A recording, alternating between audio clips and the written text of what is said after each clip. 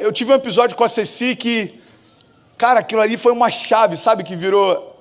Eu tava com a Ceci em casa, Zulato, vendo TV, e a gente passando de canal, daqui a pouco parou no canal, sei lá, Discovery Channel, não lembro qual que era, e tinha uma cena de um parto.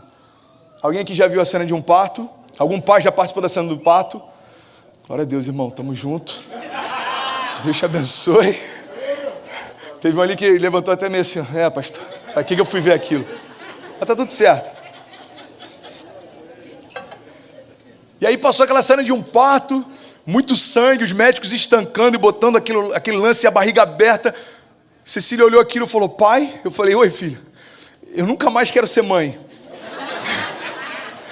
Eu falei, por quê, filha? Pai, dói demais.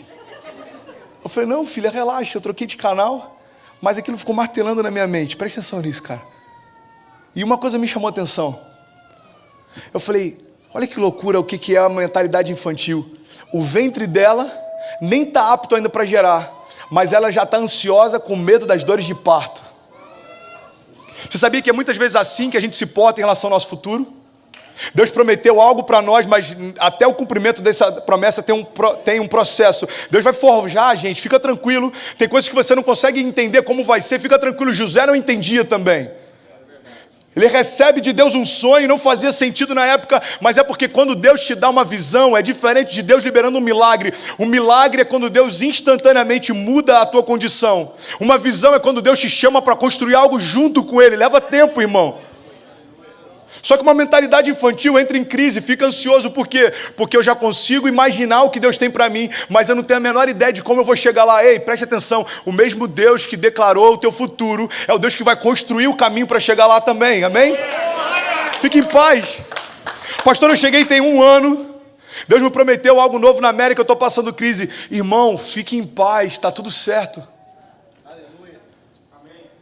Deus não vai te colocar em crises, eu creio assim. Essa pelo menos é a minha base de fé, e eu não quero estabelecer doutrinas a partir disso. Deus pode permitir que você entre em crises, é a vontade permissiva de Deus. Mas eu não acredito em um Deus que lança os seus filhos em crise, em doença, porque não faz parte do caráter dele. Ninguém pode dar aquilo que não tem. Então Deus não pode utilizar algo que não tem no céu. A matéria-prima da crise não tem no céu. Deus não vai usar crise para tratar você. Pastor, por que eu estou passando por crise? Então, irmão, eu não sei.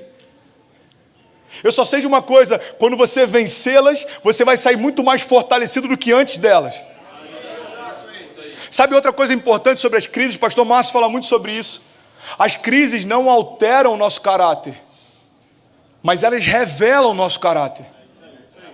Então vamos parar de usar a crise como justificativa para a gente não caminhar segundo a altura da identidade que tem. O problema não é a crise, o problema somos nós. Eu lembro que quando eu fui internado, o cara falou, você vai ficar pelo menos 40 dias internados. Eu falei, ok. Eu falei, cara, o que eu vou fazer em 40 dias? E aí alguns amigos, mano, quer que a gente leve filme? Quer que a gente leve alguma coisa para você se distrair? E aí Deus falou algo forte comigo, ei, não faça isso, cara. Porque deserto é lugar de aprendizagem, não de entretenimento. Não faça isso. Às vezes a gente está pedindo para Deus anestesiar a nossa dor no momento que Ele quer mais ensinar para a gente através dela. A gente está assim, Deus, eu só não quero mais sentir. Deus está falando, mas não tem como. Evangelho não é anestesia, evangelho é transformação. Eu não vou fingir que a sua dor não existe mais, eu vou retirá-la completamente. Evangelho não é fazer com que a crise no nosso casamento não incomode mais. Isso não é transformação do evangelho, isso é passividade. Você finge que está tudo bem, a sua esposa finge que está tudo bem, e vocês levam até onde dá. Não, não é isso que o evangelho propõe. O que o evangelho propõe é que você viva o que Deus tem preparado para você e para a tua casa. Não é a gente fingir que não tem nada acontecendo.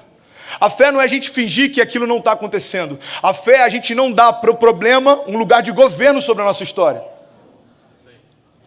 Pastor, eu recebi uma notícia que eu estou com câncer. Eu vou ficar declarando que isso é mentira. Não, irmão, entenda, não é mentira. Você não vai ignorar uma realidade. Agora, o que você não vai fazer é dar para essa realidade um papel de governo na tua história. É reconhecer o que existia e declarar o que vai existir. Os médicos dizem que eu tenho câncer, mas a minha fé diz que eu já fui curado.